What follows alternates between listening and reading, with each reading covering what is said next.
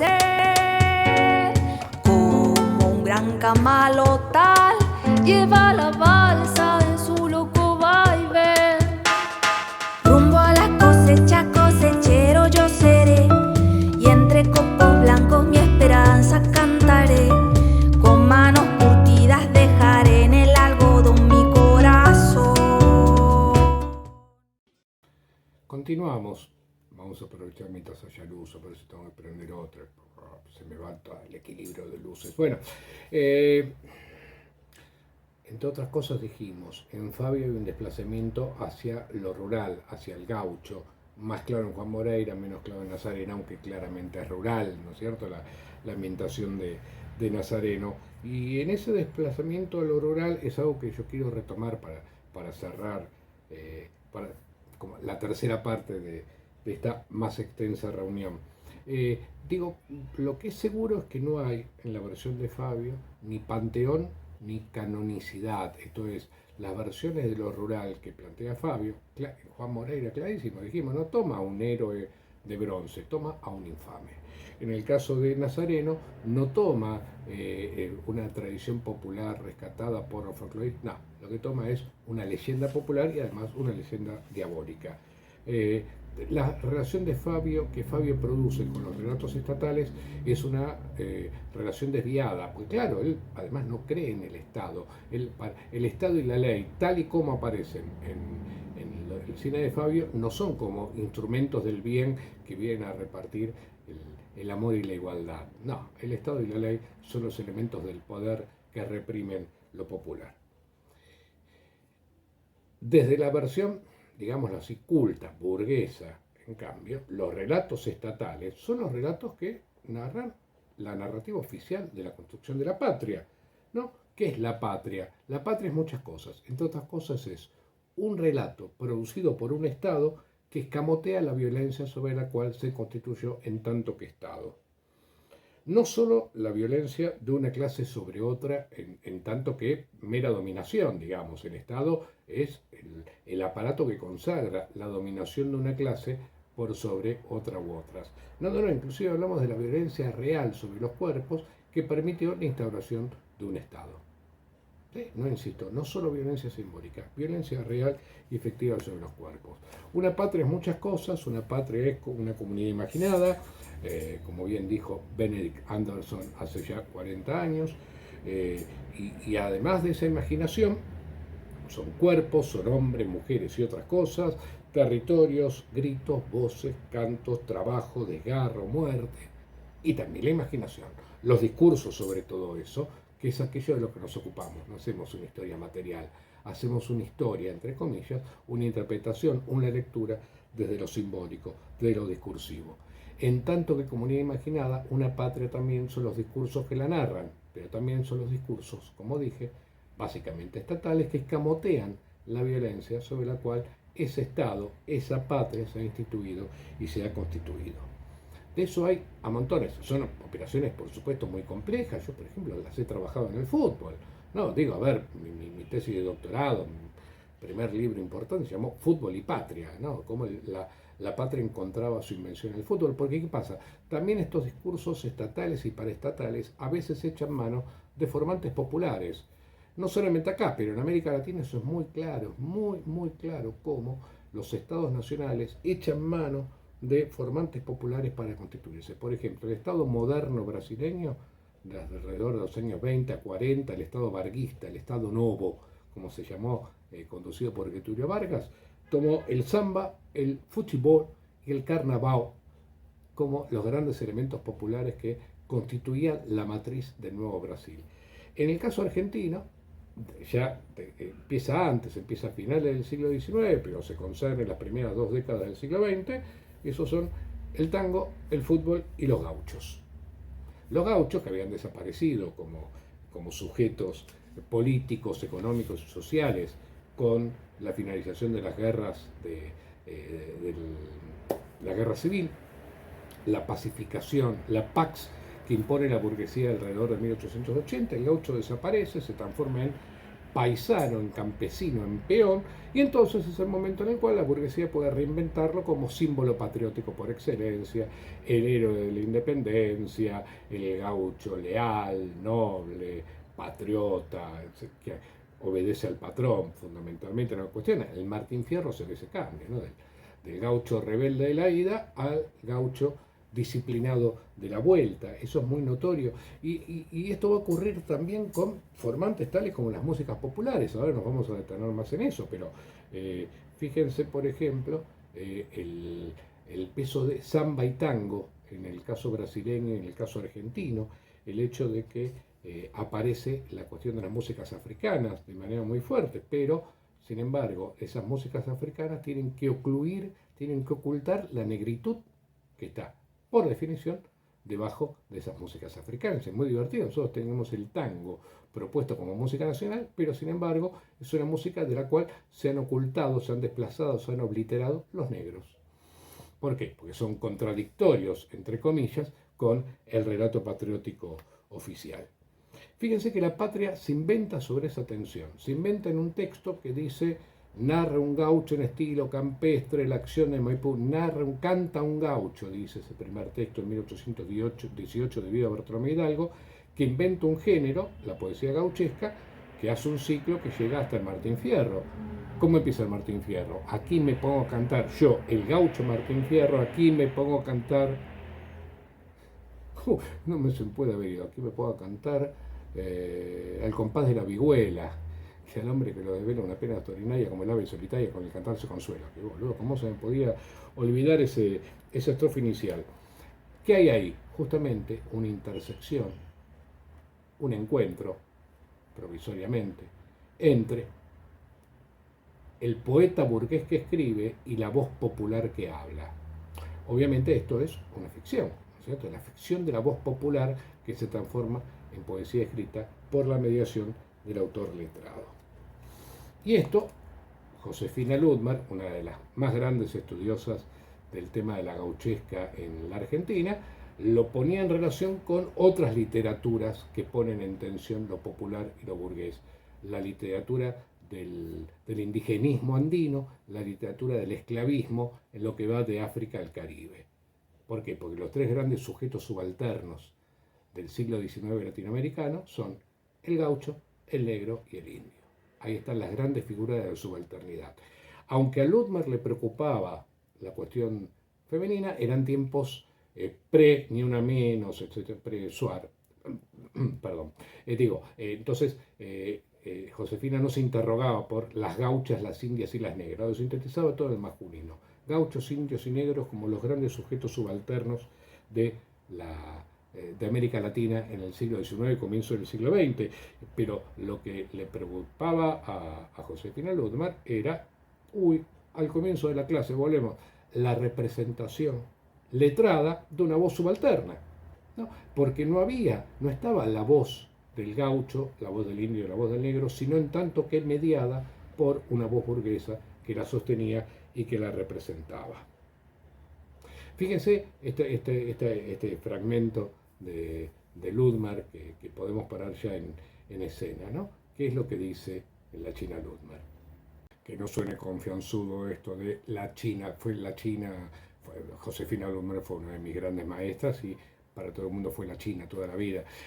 Dice Ludmar, estas textualidades específicamente latinoamericanas hacen pensar que la literatura, cuando trabaja a dos voces con las dos culturas, las politiza de un modo inmediato. Funde lo político y lo cultural porque funde los lenguajes con relaciones sociales de poder y porque no hay relación entre culturas sin política, porque entre ellas no hay sino guerra o alianza. Es decir, no hay coexistencia pacífica entre esa voz burguesa y esa voz popular. Como ambas lenguas, ambas voces tienen relaciones sociales, es decir, relaciones de poder, entre ellas no puede haber sino guerra o alianza. La gauchesca postula una alianza, la alianza entre el letrado y el gaucho, entre la escritura letrada y la voz popular y por lo tanto el cuerpo. Recuerden que la voz se sostiene en el cuerpo popular, que va a ser el cuerpo del ejército, ¿no? El gaucho en el ejército, que va a concluir en el Martín Fierro, que es el gaucho que huye del ejército, ¿no es cierto? Esa relación, esa puja, y uno podría exagerar y decir, ¿es solo en la literatura o en cualquier espacio textual en el que aparezca, se superpongan, se plieguen, se encuentren, se interseccionen estas dos voces, estas dos grandes lenguas, la burguesa y la culta, la letrada y la popular, la letrada y la oral? A fines del siglo XIX triunfa la modernidad, triunfa la voz letrada, triunfa la operación burguesa y entonces el Estado, lo dijimos, captura todo, toma posesión de todo, el nacimiento, de la educación, del matrimonio y la muerte de todos los sujetos, y por eso Moreira, sujeto antiestatal, debe morir a manos del Estado. Luego de eso, a partir de esa muerte a manos del Estado, recuerden que Martín Fierro finalmente no se revela contra el Estado, sino que se disciplina, ¿no? Es una gran máquina disciplinadora. Acá es donde me pongo malo y digo, una máquina inclusiva, no seamos boludos, es una máquina disciplinadora. Incluye disciplinando, ¿no? Habría que pensar hasta qué punto ese disciplinamiento es, de alguna manera, una captura democrática. Y hay que ser muy generoso para hablar de ese disciplinamiento como captura democrática, ¿no? El Estado disciplina. Martín Fierro se disciplina, como Moreira no se disciplina, lo hacen cagar.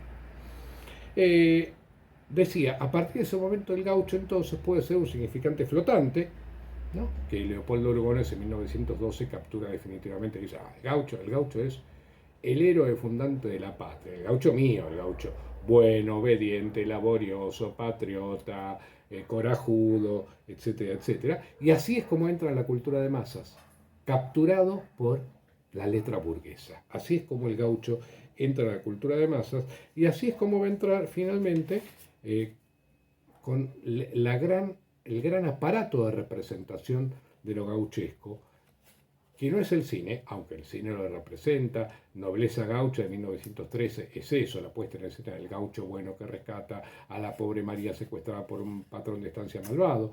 En 1931, el primer film de Carlos Gardel es un gaucho bueno, paradójicamente dueño de la estancia, ¿no? Pues bueno, el cine hacía sus operaciones maravillosas con la posesión de la tierra, el gaucho bueno que rescata a la China capturada por los empresarios inescrupulosos que la llevan a la ciudad y se la quieren coger. Esta puesta en escena del gaucho bueno es una operación de la cultura de masas, pero la gran máquina que se apropia de la cultura de masas, del gaucho en la cultura de masas, es por supuesto el folclore. Por supuesto es el folclore. Ahora bien, el folclore no es el abismo de los tiempos, del origen de la tierra, y no jodamos, a ver, digamos. Es, como todo, un invento, una construcción, una fabricación, que sí toma formantes que vienen de lo indígena en parte, después de todo, la población del territorio argentino se hace por la migración española y luego por el mestizaje obligatorio y compulsivo al que someten a los indígenas. En fin, no se puede decir que hay un americano originario. Los americanos originarios eran los indios, a los cuales esta narrativa de la cultura de masas desprecia por completo, ¿no? Cuando cuando ciertos sujetos inventan el folclore de los indios, ni me hablé, por favor, es algo absolutamente silenciado, oculto y despreciado. Y luego la cultura de masas captura ese relato inventado por estos operadores letrados, ¿no? Que básicamente son los intelectuales burgueses del noroeste argentino, de lo que va de Tucumán a Salta. Por ejemplo, la burguesía azucarera tucumana es la que financia la investigación folclórica para que el folclore sea lo que ellos dicen que debía ser el folclore. Por ejemplo, era blanco, no había rastro indio, no había rastro negro en ese folclore originario. Pero una vez inventado, una vez puesto en funcionamiento, la cultura de masas lo va a tomar y va a ser el folclore el lugar por excelencia de representación de la ruralidad, lo gauchesco, lo patriótico, la Argentina profunda. El texto que ustedes tienen, el texto de Eduardo Archetti, narra esto de una manera fantástica, porque además lo combina con el otro gran invento de esos años, que es el tango, ¿no? ¿Por qué dice Archetti? Porque el nacionalismo es una invención moderna que se formula y articula en una relación íntima con lo que es visto como tradicional, o es decir, un producto de un pasado rural idealizado, pero al mismo tiempo con la modernidad. El nacionalismo es un invento moderno, entonces va a combinar lo que se reivindica como tradicional y al mismo tiempo con lo que se verifica como moderno. Fíjense que el nacionalismo se inventa en la Argentina a comienzo del siglo XX, el nacionalismo moderno se inventa a comienzo del siglo XX en un momento de gran modernidad, urbanización, alfabetización de masas, inmigración de masas, y sin embargo a eso hay que juntarlo con un elemento tradicional, es decir, arcaico. Ahí aparece lo rural, lo gauchesco, los modelos gauchos que en los años 20-30 explotan de manera muy fuerte, ¿no? Al mismo tiempo está el elemento moderno, es decir, lo urbano, lo migratorio y el tango. Tango que a su vez es otro invento complicado, porque el tango está combinando elementos populares, elementos negros, la habanera como matriz rítmica, que es muy fuerte, y además elementos europeos. Por ejemplo, sin ir más lejos, el bandoneón, que era un órgano portátil alemán pensado para usar en la iglesia luterana, ¿no? Y de golpe se transforma en instrumento que permite cierta explosión armónica y melódica del tango. Pero el tango tiene un elemento negro que la historia oficial ha silenciado de manera minuciosa, porque lo negro no podía ser.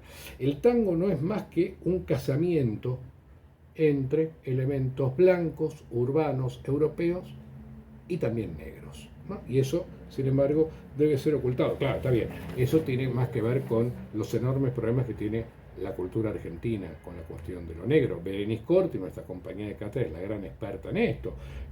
Pero a ver, en los años 30, cuenta Matthew Karush, en los años 30 hay un revival de la rítmica original negra, fundamentalmente en el candombe, que estaba en el origen del tango. Hay toda una serie de temas candomberos y negros, Negra María, de Homero Mansi, por ejemplo. Reaparece el tambor, ¿sí? La orquesta típica no tenía percusión, ¿no? Entonces no había modo de meter un tambor en la orquesta típica, y que remata en el famoso candombe Siga el baile, que es contemporáneo del peronismo. Fíjense lo que el propio peronismo, 70 años después, 60 años después, hace con esta cuestión del candombe. En este lugar, ustedes deberían estar escuchando Siga el baile en la versión que grabaron Los Auténticos Decadentes y Alberto Castillo. Pero resulta que hemos sido objeto de la censura de YouTube, porque parece que esto no se puede transmitir, qué sé yo, no sé.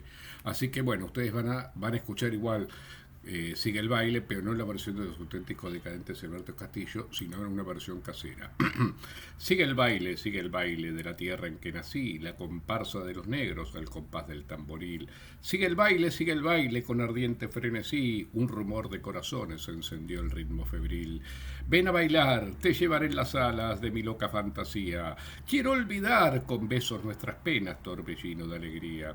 Sigue el baile de la tierra en que nací, la comparsa de los negros al compás del tamboril. Sigue el baile con ardiente frenesí, un rumor de corazones encendió el ritmo febril. Sigue el baile de la tierra en que nací, la comparsa de los negros al compás del tamboril. Al compás del tamboril, opa, opa, al compás del tamboril, opa, opa, al compás del tamboril, chim pum.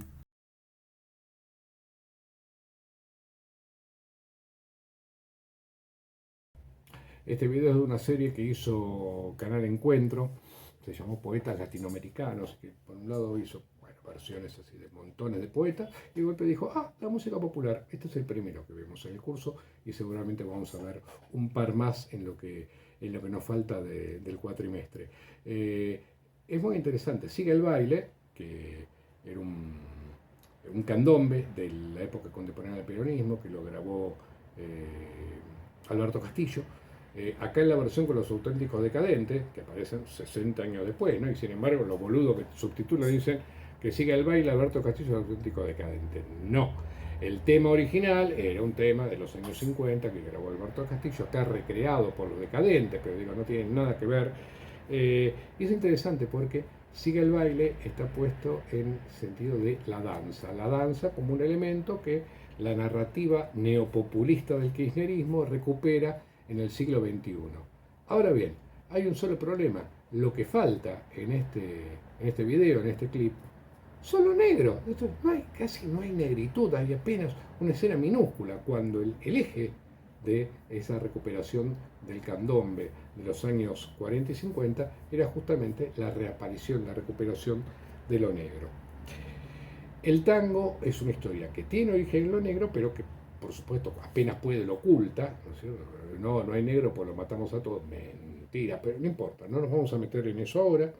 Y que además, bueno, va cambiando en un sentido interesante, porque el tango, a medida que va desarrollándose, así progresando, no es progreso, a medida que va desarrollándose, va saliendo del ámbito del burdel, del prostíbulo, del café de camarera, del cabaret, de la guardia vieja, que era arpa, flauta, violín y guitarra, incorpora el piano y el bandoneón, pero en esa ejecución es una ejecución que por un lado se adecenta, claro, una danza originalmente muy sexualizada, donde todo el tiempo aparecía el coito como estructurador. Esto se ve en los títulos clásicos de los primeros tangos de la Guardia Vieja, inclusive en el baile, ¿no? Un baile que remeda el acto sexual, una coreografía profundamente erotizada. Bueno, esto se va desexualizando, se va desentando, se va disciplinando, y también en ese mismo proceso es interesante que va perdiendo improvisación y va en rumbo de la partitura. Operación inversa era acá el jazz simultáneamente. El jazz, por el contrario, va a ir abandonando la partitura y yendo en dirección de la improvisación. El tango abandona la improvisación y va yendo en virtud, producto de esa operación de disciplinamiento, va yendo en dirección de el esquematismo rígido de la partitura, el límite que te pone la partitura. No podés tocar una nota que esté fuera de esta partitura. Desaparece la improvisación, así como desaparece también del baile, que va a ser objeto de una fuerte codificación para adecentarlo, para desexualizarlo. Todo esto lo cuenta muy bien Arquette, que también cuenta cómo en los años 10 aparece una figura, Andrés Chazarreta, un maestro santiagueño, de la pequeña burguesía santiagueña, que se pone a compilar canciones y recuperar danzas frente a lo que él llamaba el aluvión de las mazurcas y las polcas producto de la inmigración europea, ¿no? Y entonces, en ese proceso, va a fundar una compañía de danzas criollas en 1911, en 1921 la llama Compañía de Arte Nativo y llega a Buenos Aires. Llega a Buenos Aires ante el aplauso de los grandes intelectuales nacionalistas, Leopoldo Lugones y Ricardo Rojas, que sancionan: acá está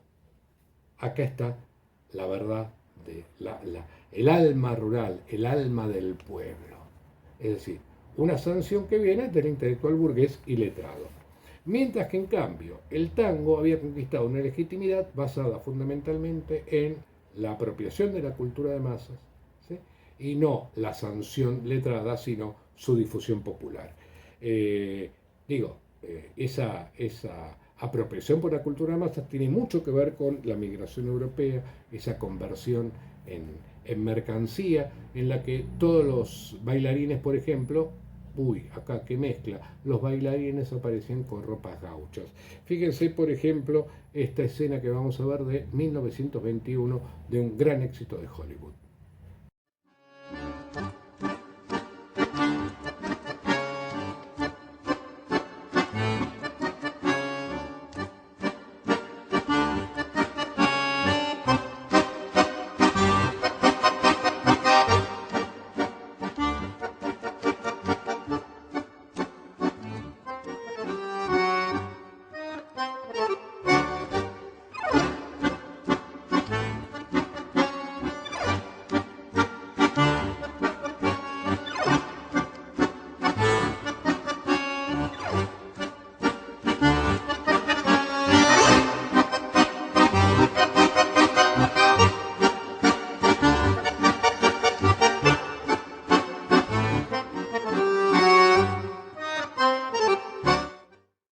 No falta nada. Obviamente la música no es original, era cine mudo, pero la comparsita que acompaña esta escena famosísima de Los Cuatro Jinetes del Apocalipsis, película de 1921, con Beatriz Domínguez, que es la mujer que baila, y Rodolfo Valentino, el primer Latin lover, la gran primera figura latina del cine de Hollywood. ¿sí? La novela es una novela española, ambientada después de la Primera Guerra Mundial, en parte en la Argentina, en parte no importa, chupa un huevo. Lo que digo es, acá está transformado en mercancía de la cultura de masas de Hollywood, de la gran máquina hollywoodense. Se baila tango, lo bailan los argentinos y se visten en gauchos. Esta es la mejor síntesis que podemos encontrar al respecto, no es la única. Podemos ver ahora mismo otro fragmento de un film un poco posterior, apenas de 1928, donde estas sucesivas recodificaciones aparecen muy claras como producto de la cultura de masas. No lo deben conocer. En este fragmento, ustedes deberían estar viendo una selección de todo el corto de Walt Disney, Galloping Gaucho, pero lamentablemente no pasó por la censura de YouTube, al igual que el anterior, el de Los Auténticos Decadentes con Alberto Castillo, o Alberto Castillo con Los Auténticos Decadentes. En este caso, bueno, esto es un video de Disney, y Disney tiene un poco más poder que la Universidad de Buenos Aires, que la Facultad de Ciencias Sociales o que el Seminario de Cultura Popular. Así que esto nada, les dejamos solamente algunas imágenes fijas del video. Lo pueden buscar en YouTube, simplemente ponen Galloping Gaucho y ahí les aparece. La mezcolanza que hace Disney acá es un cago de risa, digamos, ¿no? El cantino gaucho, el ñandú en vez del caballo, bueno, digo, la música, la mezcolanza musical, teóricamente están bailando tango, pero no se sabe muy bien si la música que está sonando es tango. Pero bueno, acá nuevamente el tango, el gaucho, están ensamblados con la ventaja del estereotipo producido por la maquinaria de la industria cultural y de la cultura de masas.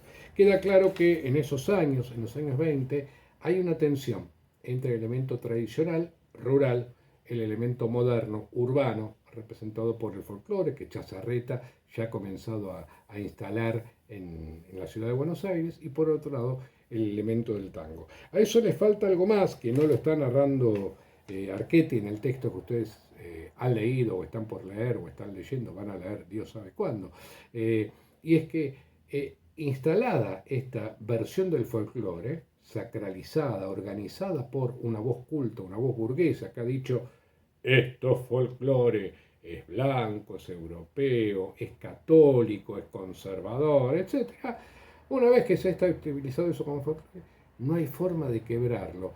Ahí se comienza a trabajar en lo que el colega y amigo Claudio Díaz llama el paradigma clásico del folclore. Ahora bien, ¿cómo se produce eso? Se produce a través de su incorporación por la cultura de masas, donde, claro, hay una figura que es la que estamos viendo en este momento, que es claramente la figura de Atahualpa Yupanqui, ¿no es cierto? Que es él junto a un sanjuanino, Buenaventura Luna, son los primeros grandes compositores y ejecutores de ese folclore transformado en repertorios de la cultura de masas que comienzan a entrar en las radios y en el cine. Por ejemplo, Atahualpa Yupanqui toca en La Guerra Gaucha, la película de 1948, ¿sí? Y en las radios empieza a difundirse de una manera muy potente, y por supuesto llega a su esplendor con el peronismo, cuando el peronismo decreta la obligatoriedad de la enseñanza del folclore de las escuelas y la obligatoriedad de pasar un porcentaje del 50% de música nacional en todas las radios. Y entonces el tango ya estaba consolidado, pero el folclore termina de explotar. Pero esto sigue otras derivas, ¿no es cierto? Más que nada lo que me interesa mostrar, además que Archetti nos permite discutir exactamente eso, ¿no es cierto? Cómo la narrativa de lo patriótico es en realidad un imaginario complejo, múltiple, que reúne la continuidad y la innovación, donde la cultura de masas es uno de los grandes operadores. A grandes rasgos, quizás de manera esquemática, lo que señala Archetti es que como el tango se globaliza, el folclore argentino no. Para que el folclore argentino se vuelva mercancía de la industria cultural global hay que esperar hasta el final del peronismo, la salida de Atahualpa Yupanqui a Europa, ahí esa senda por la que andaba Mariana Walsh y compañía, y luego se sumará Mercedes Sosa en los años 60, ¿sí? Esto lo pueden ver muy bien en el texto complementario de Matthew Carush. Decía, como el tango se vuelve universal, no el gaucho. El tango aparece como la mercancía global, ¿no? La representación estereotípica de lo argentino en el mundo, aunque el tango fuera básicamente porteño. portuario, Buenos Aires, Rosario y Montevideo, ese triángulo dorado de lo portuario, ¿no? El resto del país. Entonces, por oposición, el folclore funciona justamente como la representación de eso, de la Argentina profunda, de la virilidad y la masculinidad. No en vano en la gauchesca no hay mujeres, la gauchesca es una narrativa del gaucho macho, pijudo, corajudo, leal, etcétera, etcétera. Frente a eso, el tango es la representación global, for export. El folclore, en cambio, es la representación, insisto, de la Argentina profunda, tradicional, y por eso mucho más proclive a ciertos abusos del fascismo. Paramos acá y la seguimos en la próxima reunión.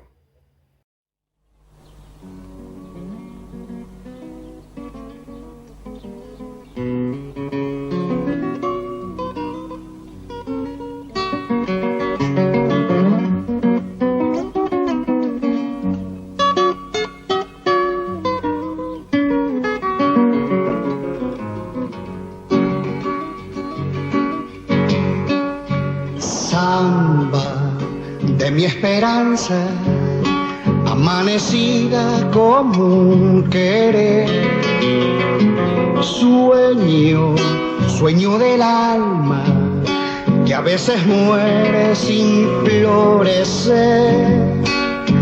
Sueño del alma, que a veces muere sin florecer.